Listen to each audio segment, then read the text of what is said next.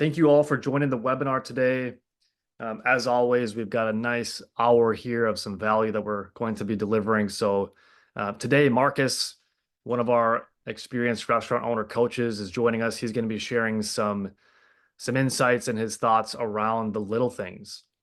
Obviously, the saying goes, "Big doors swing on little hinges." So although the little things seem little, they're really not little. So, Marcus, I don't want to steal your spotlight, so I'm going to let you take over and enlighten us, please. Absolutely. I'm happy to be here. And for those of you that are joining us, I just want to say I respect and admire for the work that you're doing. I'll get into a little bit of my background so you have an idea of who I am. But just so I know, and Luke, you can kind of butt in and let me know if you're here today because you know deep down that your restaurant can be more, that you can be more, type in the chat. So there's a chat or a questionnaire, type in ready. And just let me know that is where you're at, that you want more out of what you already have. Perfect. Love it. See, excellence in the little things.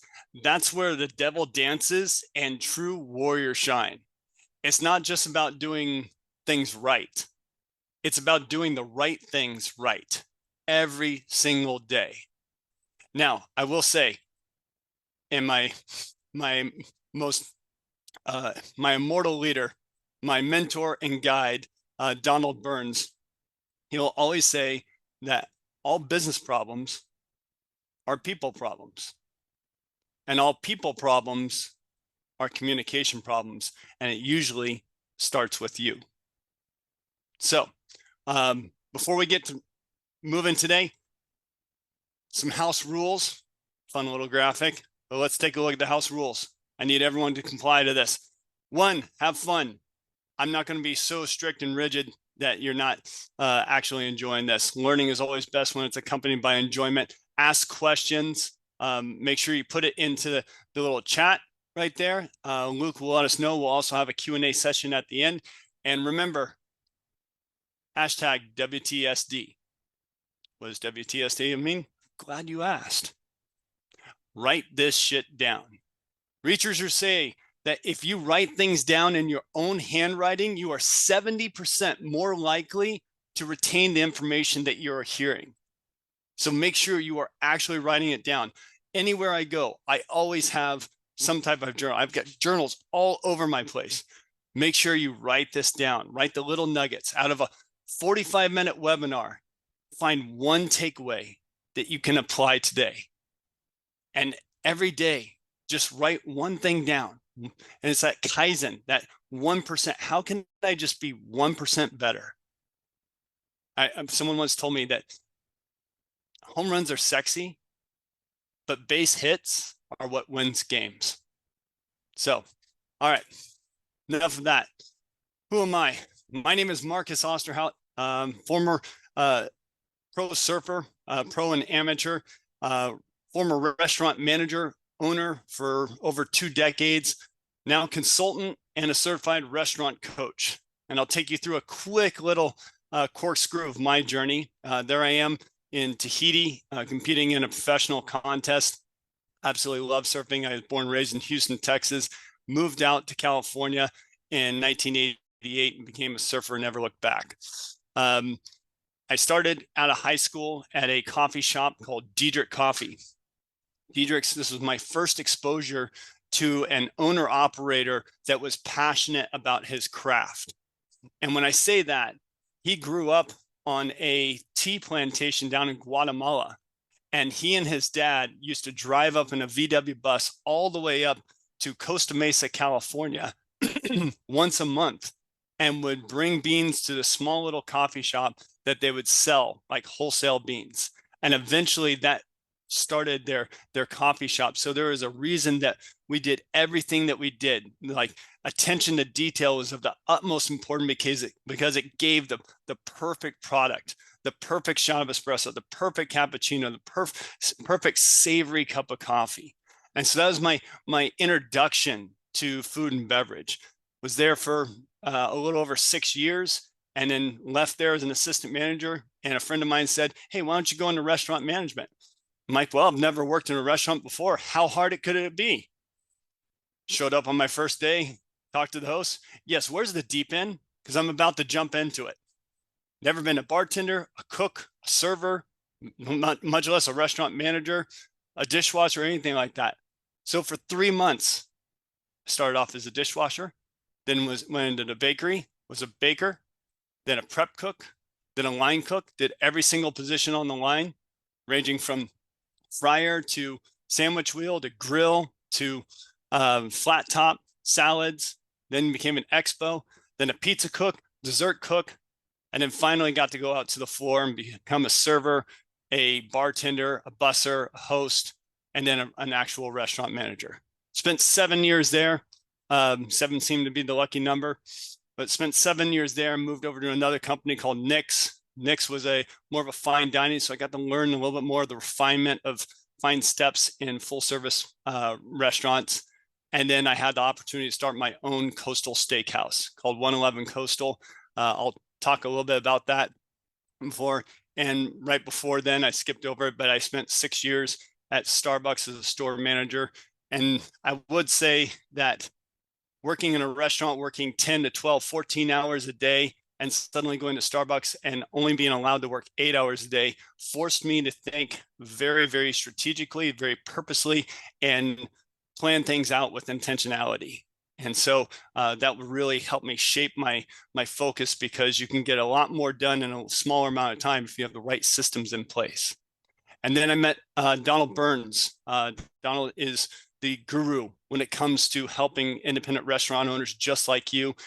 He and I established a relationship that led to me writing the foreword in his newest book, Savage Restaurant Success. If you haven't had a chance to grab it, it's amazing. It's going to take you from start to finish of what it takes to really live the have it all lifestyle, not just being a restaurant owner, but everything outside, your life that actually adds value to that.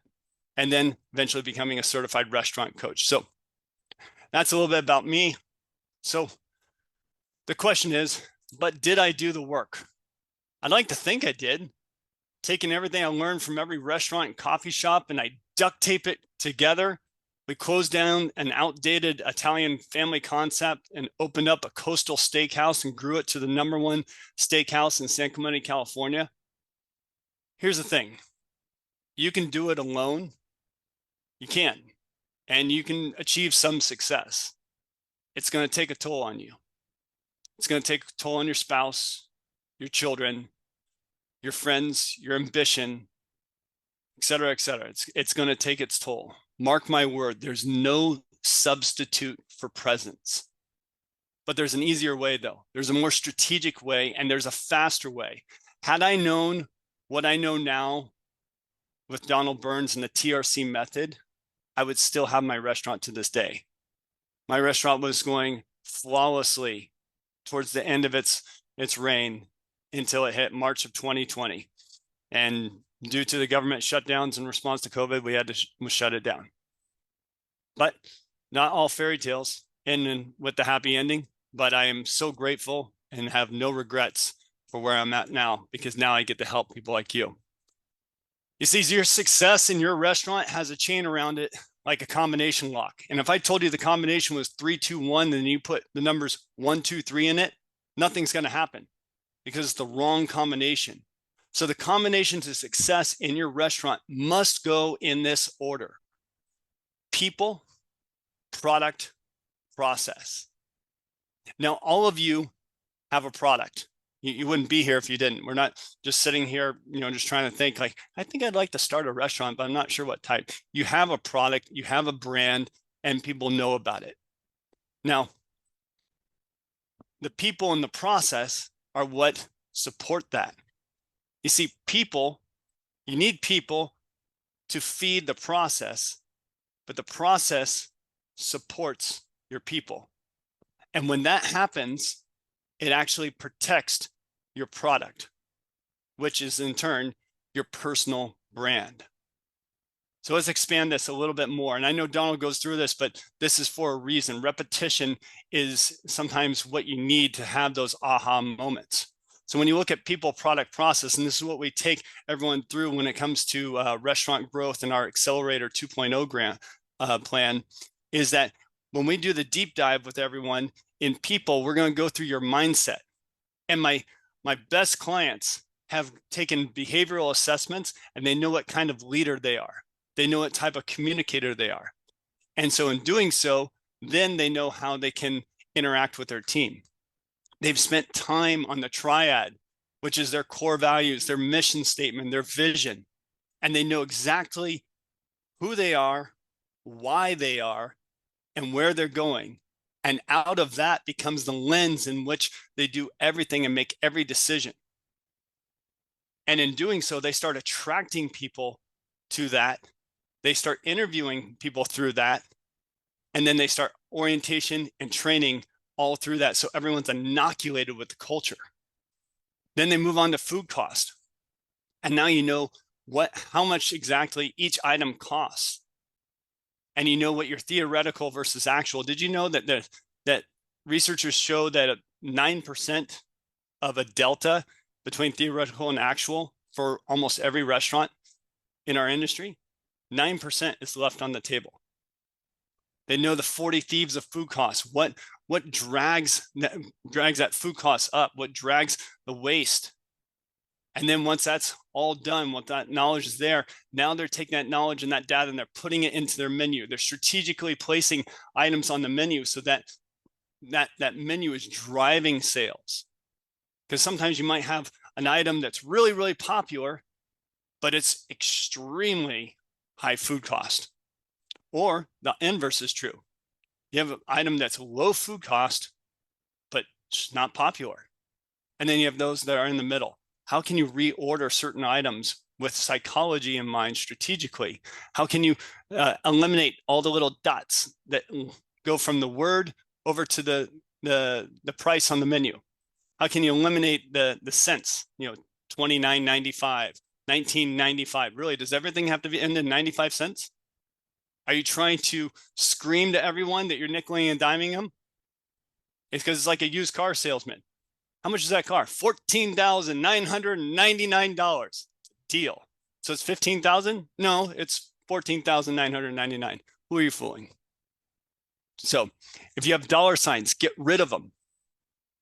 Look at your menu. See if there's opportunities for an item that's a really hot seller to increase the font by 1 point. Use some bold facing. Use some boxes. There's so much psychology. We take you all the way through it. Donald is a master when it comes to menu engineering. And then when that's all set up, here's the keys. Let's turn on the marketing machine. Then we go through systems of process. We have strategy for your KPIs, your daily, weekly, and monthly and quarterly plans. You're looking at P&Ls every single month. And you're taking that data and you're using it for the next month. And you're protecting your assets. So, and that's really what we do. That's basically it's a frame within a frame within a frame. And we take you through down the rabbit hole, really. So if you're in our restaurant accelerator growth plan, you already know that we do that extensive deep dive. So people, product, process, team, one team. That's where we go into the mindset of the leader. Know why. You've probably heard of Simon Sinek, that people don't buy what you do, they buy why you do it. People don't buy what you do, they buy why you do it. Then the talent attraction method, how to create job posts that attract and pull people into that core value that you created, how to interview with behavioral interview questions, and how to do an orientation that really inoculates the culture and gets someone really excited to be working with you. Because if it's just compliance and going over, please sign this, we're not will employer, make sure you take your break. You'll get written up if you don't. Go ahead and sign there. What's your taxes? Okay, you're going to declare 0. Okay, excellent. All right, here's your shift. Thank you very much. If it's just that, people are going to get plucked and poached from you left and right. Then we move into food cost boot camp, extreme menu makeover, restaurant marketing machine, restaurant track, restaurant map, and the profit clinic. So much stuff. So let's get into the excellence in the little things. Let me ask you a simple question. Right now, at your current state today, would you say that you are winning? Type in the chat, yes or no. Are you winning right now?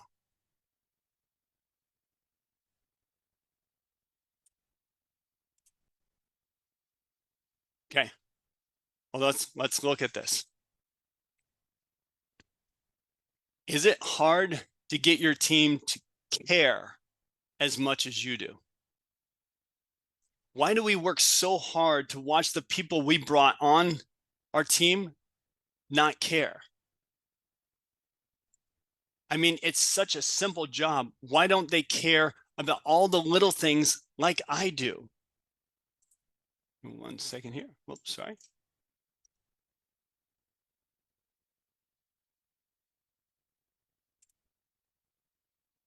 Sorry, I had a call come in. You're a popular man. I guess so. All right. So when we look at the little things in the restaurant, and I came up with a few, but there's a lot. Here's 50. 50 little things to look after in a restaurant that someone might not care as much as you. I'll read a few. Cleanliness of the entrance, restroom maintenance, table settings, lighting, temperature, background music, staff uniforms, greeting guests, menu presentation, special boards, water service, order accuracy, food presentation, check-in and guest handling, complaints, staff training, kitchen cleanliness, inventory management, and food safety, staff morale, and customer feedback. That's 25. Loyalty programs, takeout service, delivery service, payment processing, menu updates, uniform supplies, and on and on and on ad nauseum. That's only 50. I could probably do a couple hundred. Have you ever heard of a New York Minute? I explained to my wife that being in a busy restaurant is like a restaurant minute, because when the restaurant's busy, all those can take place at one time. How do you manage it? You don't have enough toes or fingers to stick your hands and fingers into the holes of the ship to reach and touch everything. So here's a few reasons why employees might not care as much as you. Researchers and experts in organizational behavior and management often highlight several key reasons why it's challenging to get employees to care as much as business owners or managers do. Lack of ownership and investment. Hey, they simply don't have any skin in the game. Communication and alignment issues. The what and the why are not clearly communicated to the employee, so they're not connected to the work that's being done. Work environment and culture. Hey, your culture might just be toxic, that doesn't lend itself to growth. It has a fixed mindset. It's an us versus them mindset. Leadership and management. Maybe you only have a management culture in your restaurant. You don't have a leadership, because there's a difference. I've asked that question so many times to people, clients of mine. What's the difference between leadership and management? Think about it. I think it was Jim Collins that once said that management is putting the wall in the right way in order to climb up. Leadership is deciding whether or not it's the right wall in the first place. Intrinsic versus extrinsic motivation. This is knowing your team deeply and intimately to know what motivates them. Job fit and satisfaction. Jim Collins, again, book Good to Great. He talks about getting the right people on the bus, the wrong people off the bus, and then the right people in the right seats. Then work-life balance, perceived fairness and equity. These are just some things that could contribute to your team not caring as much as you do. Donald will always, has told the story so many times, I've memorized it. He gets a phone call from a restaurant owner and says, "I'm frustrated." "Why are you frustrated?" "The checklist isn't getting done." What's wrong with the checklist?" "Nothing's wrong with the checklist. You gave it to us. They just aren't following it." You see, we can have the best processes, checklists, and protocols, but if we don't have the buy-in from the team, they're worthless. Going back to that quote from Simon Sinek that says, people don't buy what you do, they buy why you do it.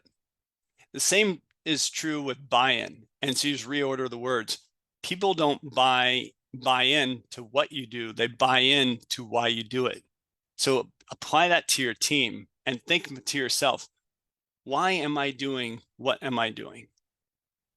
And can I exemplify that to my team so that it spills over onto them, that this is just how we do. Excellence is how we do things. It's at our core. So again, looking back at all these things, how do I get every little detail addressed and executed? Because here's the thing, here's the temptation, is that we start to use our time, we'll just get it all done. The team only wipes down just in front of everything. They don't pull everything out and wipe behind and push it back. They clear, 30% of the plates off the table, but they could have gotten that little straw wrapper, that sugar wrapper. They could have gotten the extra details for manicuring the table.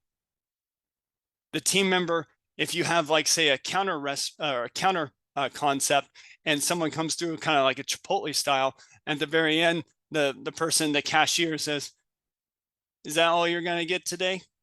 Okay.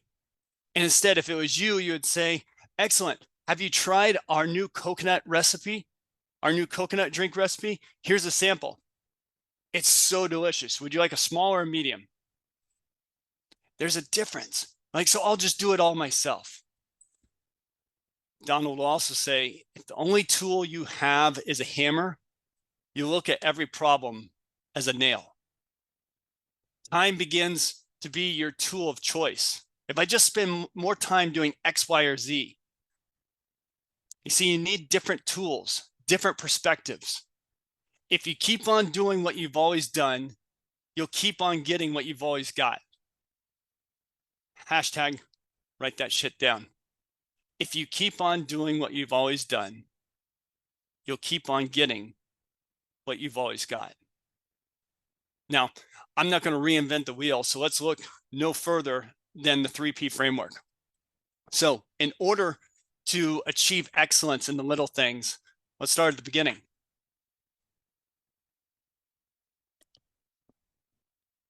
People. Cultivating a culture of accountability.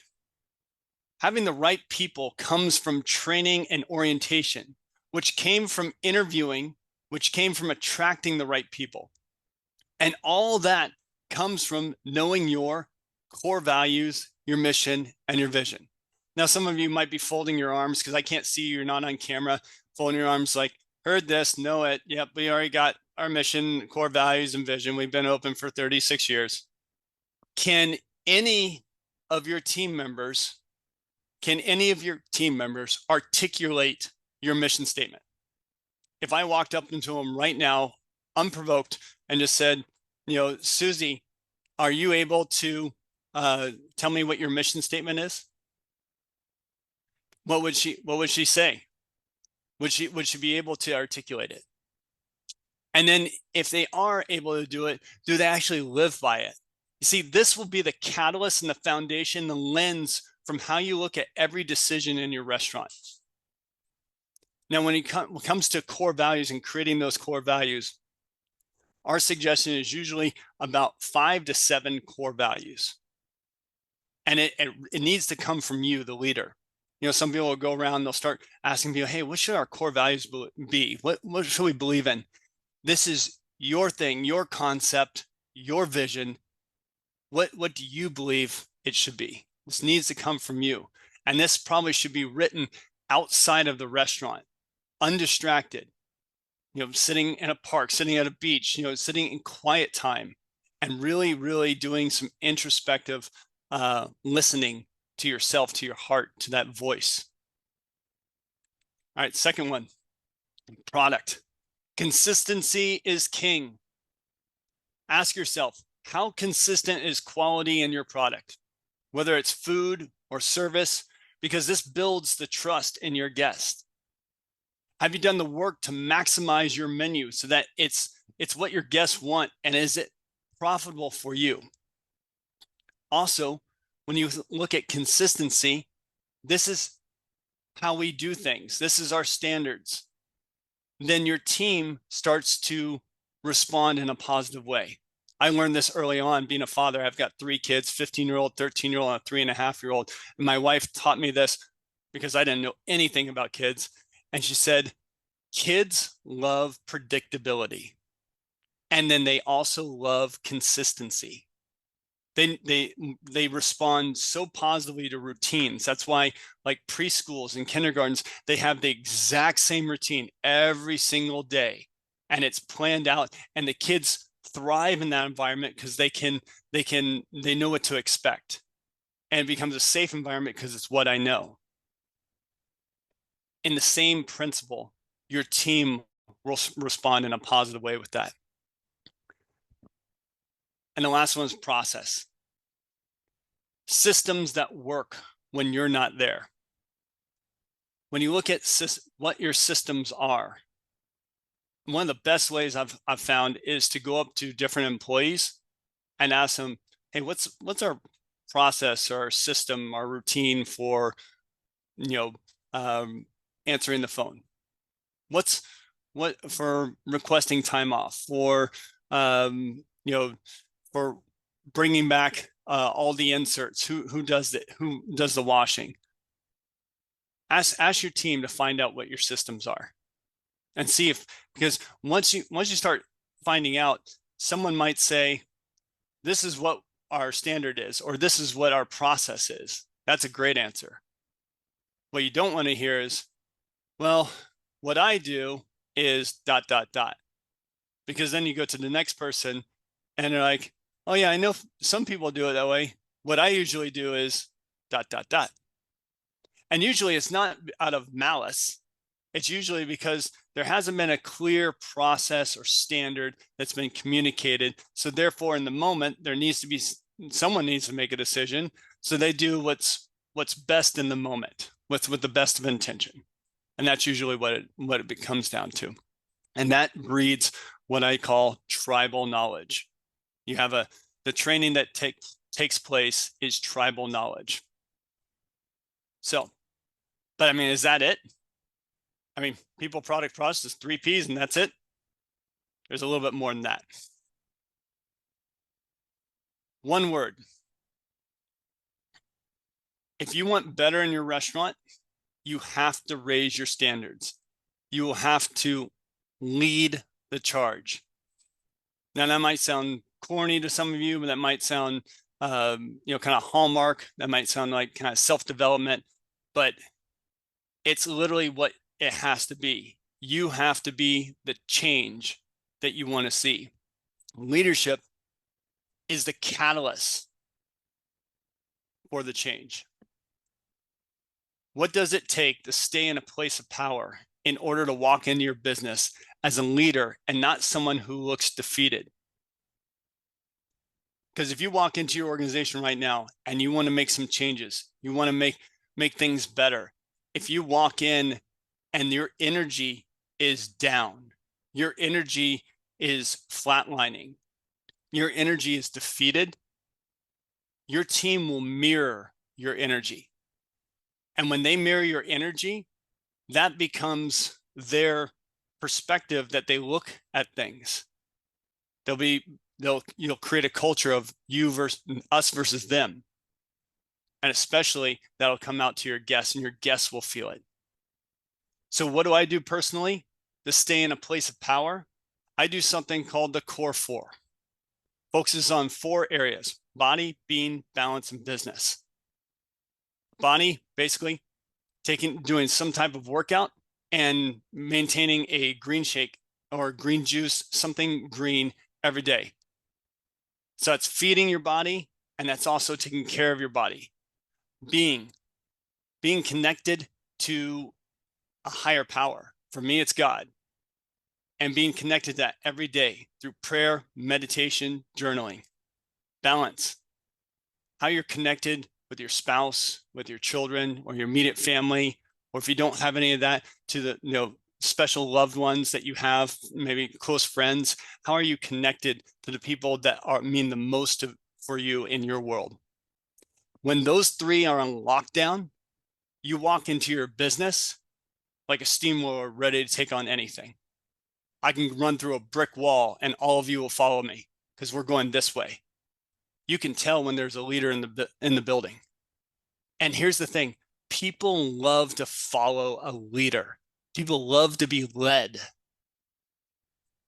So once you're in a place of power and you know what your core values are and what you stand for, you have to communicate this to your team every day. And this is really, I'd say, to Luke's quote, this is the small hinge that the big door swings on.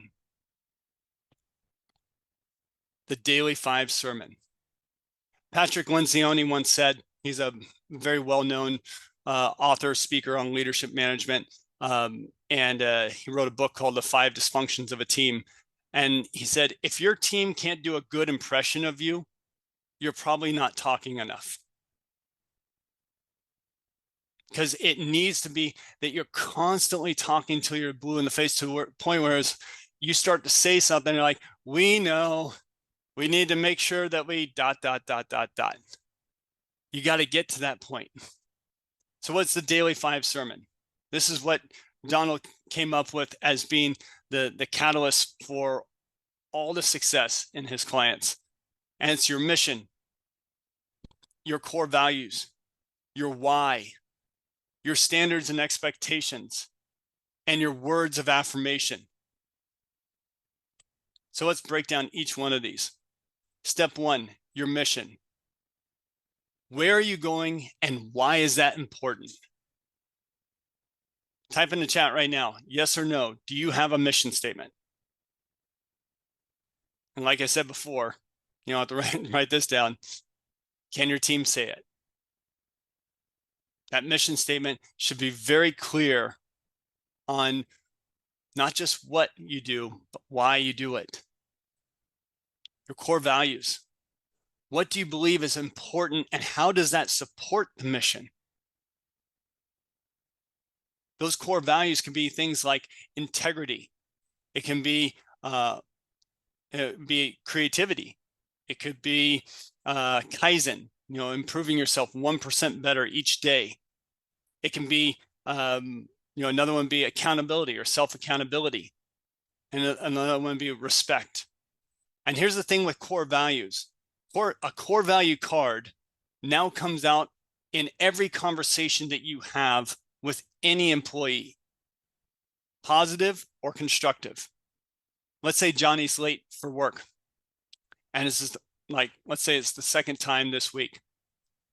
And let him get into his shift, goes through, and before he leaves, like, hey, Johnny, you got a second? Let's sit down for a second. And you bring out this card and you put it in between you two. Say, hey, you know, Monday you were 15 minutes late. Today you were 20 minutes late. What's going on? Oh, my car, my this, my that. Here's the excuses. And you're like, hey, I got it. Hey, I live a life too. Things happen, right? But and you turn that card around and you slide it over. Johnny, just tell me, what area of our core values does not showing up on time affect? And then you shut up and listen. And he looks at it and he's like, well, I guess maybe respect to my fellow team members or self-accountability. And then you agree. Yeah. It affects us because we're trying to do a lot of different things in that moment, expecting everyone's on time. And so now you're matching the behavior to the standard. And the conversation becomes easy to have. For those of you that try to kind of shy away from those constructive conversations, this makes it easy because you match the standard to the behavior. And then it's just simple observation. And then you ask them, are you willing to do what you need to do in order to get here on time? Because you're great when you're here, but I have to hold everyone to the same standard. And so, too many of these situations, and we've lost people, and I don't want to lose you. And you get their buy-in, you get their willingness, and then you document it. Make sure that that's fair, that's across the board, and that's consistent. So, what do you believe is important? How does that support the mission? Next is your why. Why is it important to you? Like I said, people don't buy what you do, they buy why you do it. So when you're doing your daily 5 sermon and you're doing your mission, your core values, your why. I mean, this is all done in just like a couple minutes, rattling off real quick, but repetition is what ingrains it into people's heads. You want people to stop you and say, we know, always do this, so think about what your why is and how you can communicate that clearly. Next one is the standards and expectations. I don't expect you to go back to that list of 50 things and recite them. Pick out a couple and say, hey, tonight, two of the standards we're going to focus on, how we answer the phone. When the way we did it at my restaurant, good evening. Yeah, I'd say, good evening. Welcome to Leatherman Coastal. My name is Marcus. How may I assist you?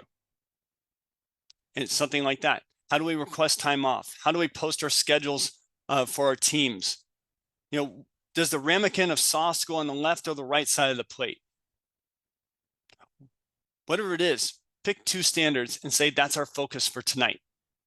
And then words of affirmation. I saw this once on a little floor manager pad. It was like a pre-printed pad, and spots to write your numbers for labor and sales, transactions and things like that, an area for notes. And then quotes down at the bottom in small print, it said, catch people doing things, and then additional quotes, right. Catch people doing things right. And it just kind of stopped me in my tracks. Even though we know that, we know that's good, when you see something kind of written like that, it kind of stops you. So in this moment, while you're doing your daily 5 sermon, you've said your mission, your core values, your standards, your why. Now you're verbally going to praise your team. Verbally praise in public, coach in private. And this might be a review. Hey, so I want to give a shout out to Johnny. Johnny just got a review on Yelp or OpenTable, or a guest came up and said he just did an amazing job. He's always here. He's always will help, always smiling. And or it might be from one of the team members. Hey, we just wanted to say thank you to Johnny. Johnny has always just been right there to help any of us anytime we need it, and we just really appreciate it. What you do is you deputize that behavior, and you point out that behavior as this is the right thing to do. This is how we do what we do. This is what we want everyone to do. But you've got to expose that good thing in front of everyone. And the more they see it, the more they see what the standard is. So, final thoughts. There's so many little things to get done in a restaurant. So many, hundreds and hundreds of little things. You get them done through your team, not by you just working harder and working extra hours. You support your team with processes. You protect your brand with your people and your process. And in turn, your guest will get everything and more when this is in the right order. Remember, people, product, process. Now, been going for about 40 minutes now, so I'm going to turn it into a Q&A in just a second. But before I start that, let me ask you a question. Donald posed this question a little while ago, and I just thought it was brilliant because it really made me think when I was a restaurant owner. If you look at this picture, this forest, and you're walking through there, and you got to get from point A to point B, and we're in a helicopter, and I drop you into this forest with nothing more than a canteen of water, a map, and a compass, would you be able to find your way out of there? Yes or no? Some yes, some no. Take a long time, get eaten by mosquitoes, make a lot of wrong turns, make a left at the tree. For the last 14 years, Donald Burns, his coaching programs have helped over 2,900 independent restaurants just like yours. And when we've matched that up with restaurant growth, success isn't just possible. Success is predictable. You see, coaching provides two critical elements for rapid success: accountability and new tools. That's why if I want to lose weight and I go to the gym, I get a trainer. Not because I can't go on YouTube and find 5,000 different videos ranging from a 5-minute workout to a 200-minute workout, ranging from using body weight to barbells to bands to whatever. I could do all of that, except I won't. I've got all the tools. I'm not going to use them because I don't have the accountability. That's one of the biggest things that having a coach, because they know what potential you have and they're going to hold you to that standard. And they're also going to equip you with new tools that's going to help you get there faster. Again, these are what the tools look like. Tons and tons and tons of content. Literally all over. Literally Restaurant Success Series. The 10-Point Profit Series. The Level Up. That's for management, for outstanding mindset, having a positive mindset to be able to look at all these 100,000 different things that need to be done and running your restaurant as a leader. Your restaurant sucks. Donald's book on audio. You've got the Restaurant Success Summit. You've got the all 3 years actually. Got 3 frames to thrive. That's a tongue twister every time I say it. Team 1 Team, like I said, the Know Why workshop, the Talent Attraction Method, the Food Cost Bootcamp, the Extreme Menu Makeover, Restaurant Marketing Machine, Restaurant Track, Strategy Maps, the Profit Clinic, and a phone call with your trainer one-on-one. Literally 200 hours, over 380 downloads. If any of this has resonated with you, speak to your restaurant growth team support about the Restaurant Accelerator program today. And if I have resonated with you, ask for me as your coach. I would be honored. And if you have any questions, please, let's open it up and do a little Q&A.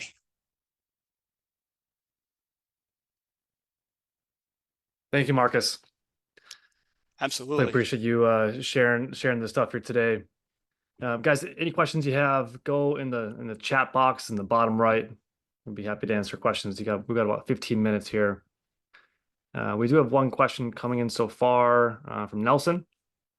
Nelson is asking, how does one translate as a business that just started the operation, this valuable approach to the success of a food trailer and commissary services? Nelson, if you want to give us maybe a little bit more context of, I guess what areas you're looking for a little bit of guidance on. Marcus, if you have any thoughts, feel free to share. I have to kind of translate it myself. How does this translate as a business that just started? So just, brand new business, this valuable approach to the success of food trailer and commissary service. So if I understand it correctly, this translates very, very clearly to it, because if you're just starting, you have the opportunity to speak into everyone that's working with you, even if it's just one other person on a food truck. If it's just you, then the conversation is really with yourself. Here's my standards, and I'm not going to let them slip. Here's the the pride in the plate. This is what I do. If I have a flat top grill, I'm going to make sure that I clean that off so clean so that my food resembles an impeccable product. If it's the napkins, I'm going to make sure that there's no wrinkles in them when I put them into the napkin dispenser, so everyone gets it. I'm going to have excellence built into every area. And you have the opportunity to start off from that place. And as you bring people in, that's just how we do it. I engage with people, and I don't say, what do you want? Sticking my head out of the food truck. I say, what can I get for you? Welcome to, Nelson's food truck. How can I serve you today? So there's excellence even in my voice and the way I communicate. You have a huge opportunity to create that. Yeah, Nelson, I think just my 2 cents is most of the things, if not all the things we're going through right now on these webinars, is very applicable to the food truck. Whether it's a brick and mortar restaurant, food truck, you're going to have some differences, of course, but a lot of the stuff is very, very applicable to you as well.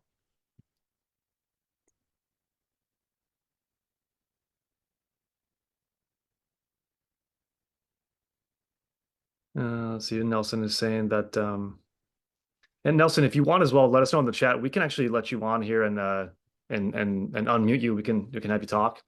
Let us know in the chat box below if you want to speak here. Just reading your question. Yeah, let's get Nelson live. Mhm. Hey Nelson, you are live, my friend. You're on mute, but there you are. How you doing? Right, thank you very much, guys. I just wanted to There we follow go. up and indicate that we started off with can you hear me? Yeah. Yes. Am I coming out? Okay, great. I was indicating that we have two physical locations. One is a commissary where we actually prepare dishes and make them available to customers for pickup and delivery. That's pretty straightforward. We started about 4.5 months ago, and the orders that are coming in, great volume. We're very happy with the way that it's progressing. We initiated our service from the food trailer little over 2.5 weeks ago. The same customers that we were expecting to go to the trailer and place orders are somehow not appearing, and our sales are quite low at this time. And by low, I mean there are days when we have 10 orders, and there are days when we get 15, 20 orders. Now, the menu is very similar, with the exception that we have additional dishes in the trailer. Okay. Is your food trailer at the same location as the commissary or somewhere else? No, the trailer is within a major shopping center in Kendall, Florida, South Miami. And it's a heavily trafficked area, not just by cars, but also by shoppers throughout the entire week. So just to clarify, your food trailer is not in the same area as the commissary, right? Not immediate area, no, it's about 5 miles away. Okay. Okay, got it. And you were thinking that the people who are ordering from your commissary would also go to the food truck as well? Correct, because they've been asking, when is the food trailer open? Mm. And our hours are different from one location to the other. We're open in the shopping center from 11:30 a.m. to 8 p.m. And the commissary is mainly lunch, pre-dinner service from 11:30 to 3, 4 o'clock. Okay. What is the name of it? I'd like to look it up real fast. Yes, it's yeah, I'll spell it out. And Yeah, sure. And while you're doing that, Nelson, and Luke's probably going to be able to speak to this better than I am, but who is your customer at the commissary? And when I say that, I mean, have you like really identified who that person is? And when you feel like you're being asked like, hey, when is the food truck coming? When is the food truck coming? Do they have the capacity to drive or the motivation, I think, to drive 5 miles away to get to this food truck? yes, the majority of our customers are businesses that are located in the area, multiple businesses. There's human traffic that goes to different malls, because there are about 2 or 3 malls in the area. Residents that are also part of the immediate area within a 3-mile radius, more or less. Condominiums, hotels. I mean, there's a whole slew of different businesses and residences within that particular area that have become our customers. Okay. Yeah, let me take a look at my first thought is that, you know, this food truck that you have is just going to be completely different business, might have a different customer base than the commissary. We actually have a bunch of trainings in the webinar portal. Have you gone through any of those like advertising or direct messaging Yes, yes. videos? Yes, I just joined and saw a couple of them. Oh, nice. Yeah, that's honestly where I would start. It seems like, you know, without knowing everything about the business right now, but it seems like there's I would view it as like two different things almost. I think that a lot of the people, especially because if it's far away, and it's a food truck and a commissary, it seems like it's going to be a totally different clientele for the most part.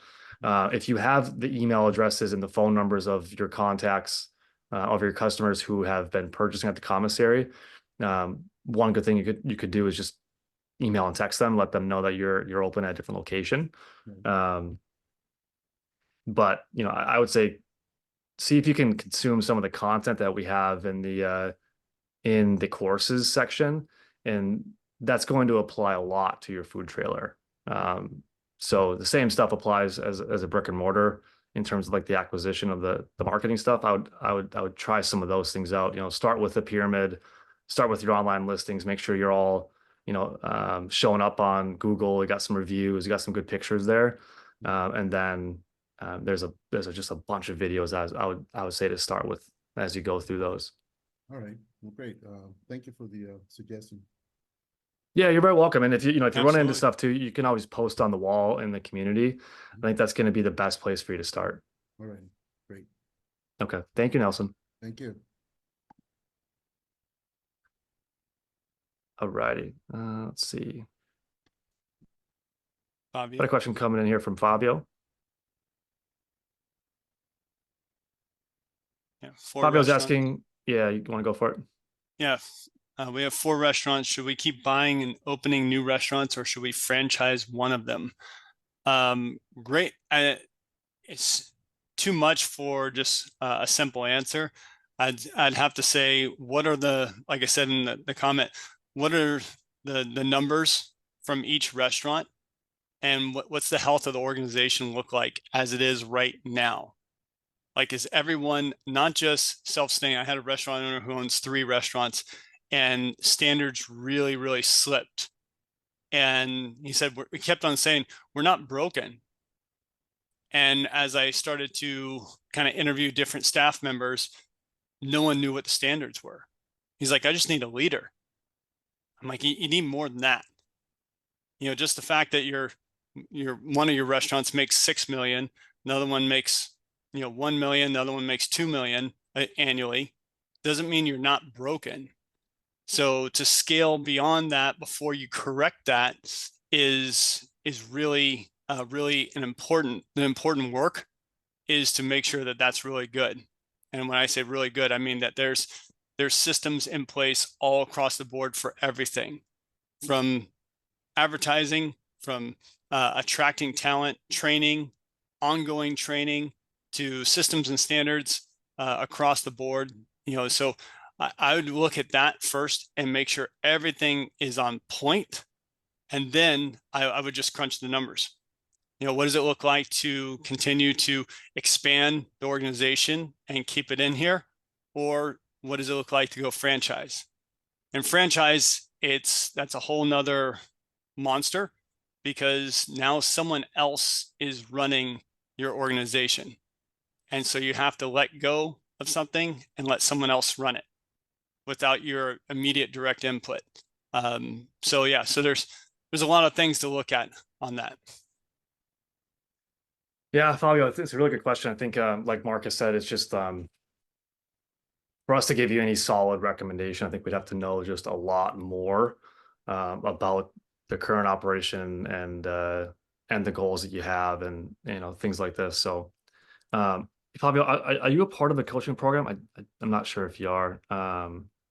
That would be one thing that I'm sure Donald and or a coach would go through with you, like really, really in depth. So yeah, if you do decide to join the program, that would be 100% something that you would get a lot of help with. I'm sure it would be, you know, many meetings and many conversations about trying to recommend the right thing. Yeah. Yav, the Port Bar. Thank you, Marcus, for your time today. What skills from your surfing days you managed to transfer to your everyday work in the restaurant business? So funny enough, there is something that I'll attribute, and I've talked about it before, and I'll be really brief in describing it. So when I moved from Texas to California, I wanted to do every sport that was available in California. I wanted to skimboard, bodyboard, surf, snowboard, skateboard. I wanted to do everything that wasn't traditional back in the late 80s. And it was just kind of coming on the scene, the new extreme sports. And so as I started learning how to surf, I didn't have a coach. I didn't have anyone, didn't have any friends.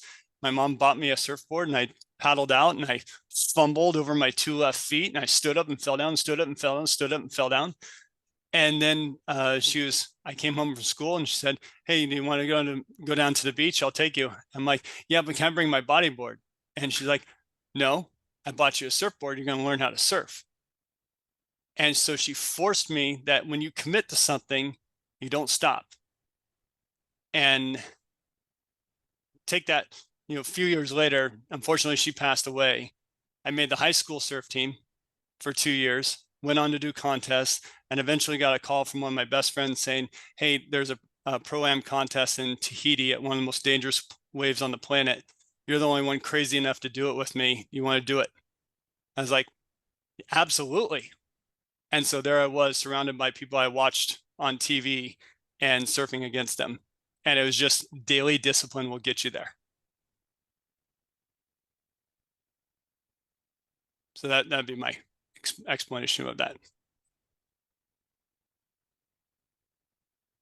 Fabio, just to follow up, Fabio, I'll send you a message in Slack and try to see if there's any other questions I can have or any extra support I can give you on that situation. For Fabio, let me know if you prefer me to send you an email or if Slack is good with you.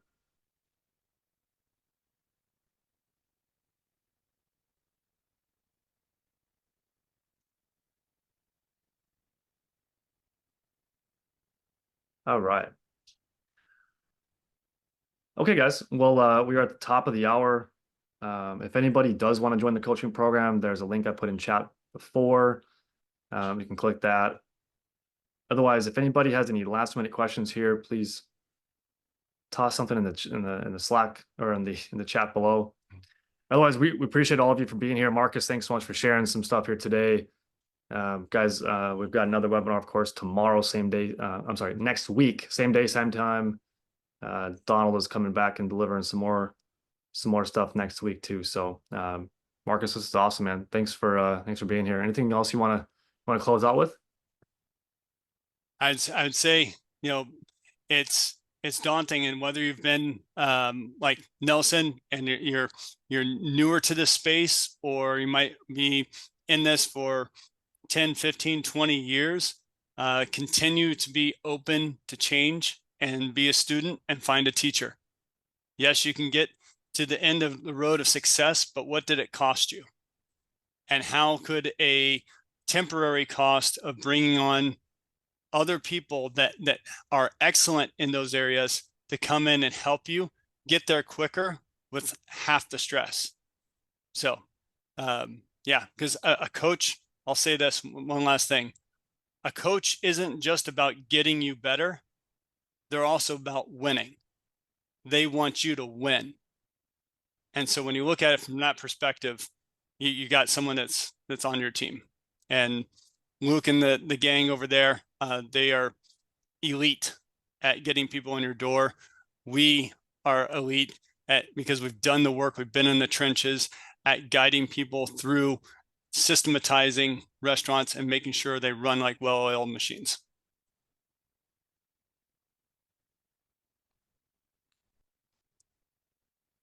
Boom.